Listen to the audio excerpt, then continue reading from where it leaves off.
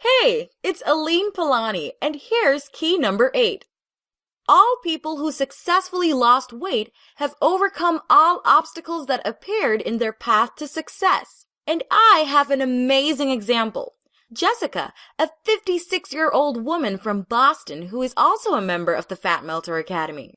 She was almost 230 pounds when she started.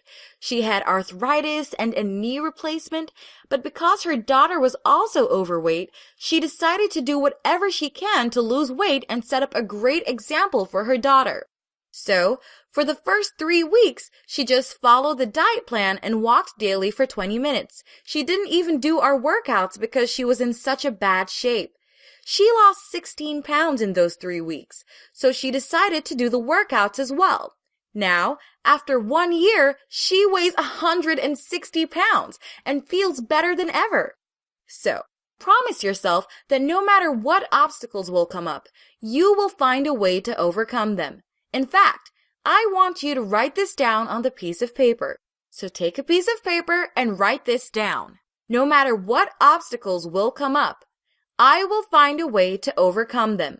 It may sound silly to you, but it will help you so much, so do it.